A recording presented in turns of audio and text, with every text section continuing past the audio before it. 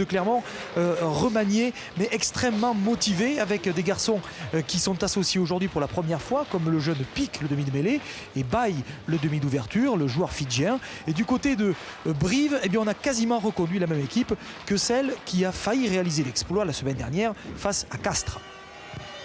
Le match commence plutôt bien pour l'équipe de Brive, puisqu'après seulement 4 minutes, Maxime Petitjean, revenu dans les petits papiers de l'entraîneur ces dernières semaines, inscrit les premiers points 3-0.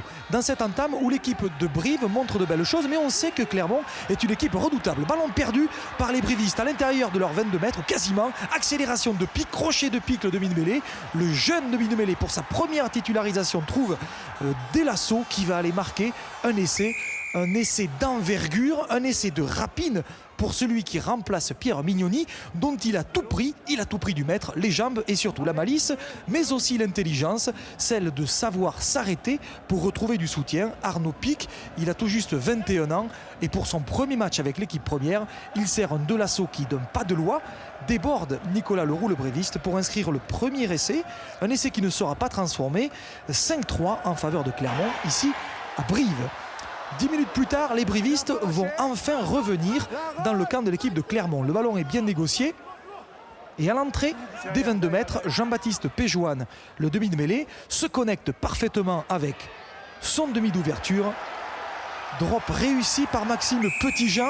Après une demi-heure dans cette partie, l'équipe de Brive reprend la main et mène 6-5. Dans cette première période, on aura surtout vu le pied gauche de Petitjean. Il reste 2 minutes à jouer dans cette première période. 9-5, l'équipe de Jean-Marie Soubira et de Richard Crespi vire en tête à la pause.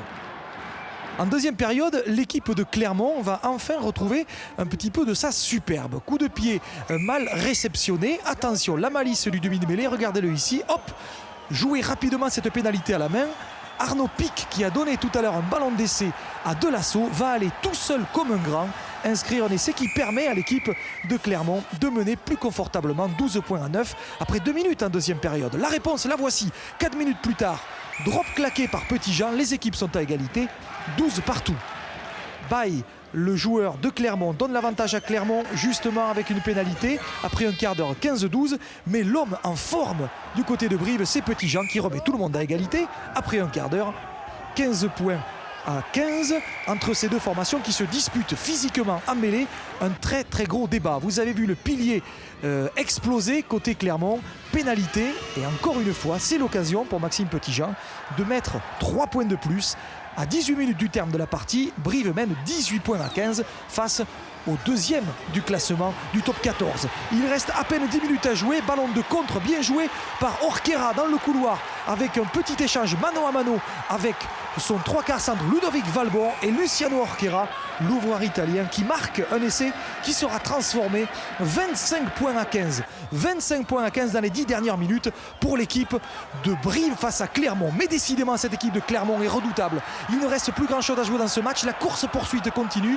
Le ballon qui va être ramassé par Garcia. Julien Malzieu s'en empare à 5 mètres de la ligne. Malzieu, l'ailier, qui temporise. Pick and go du joueur de la ligne de 3/4 qui va aplatir. Monsieur Matteux, l'arbitre, est bien placé et accorde cet essai. Un essai qui ramène l'équipe de Clermont 25-22. Mais il ne reste pratiquement plus rien à jouer quand Maxime Petitjean, sur une dernière pénalité, donne la pénalité de la gagne. Regardez dans la tribune, François Duboissé, Patrick Sébastien et Bernard Laporte venus assister à ce match. Voient les derniers points inscrits par Brive, 28-22. Un match palpitant qui permet à Brive d'espérer encore rester dans le top 14.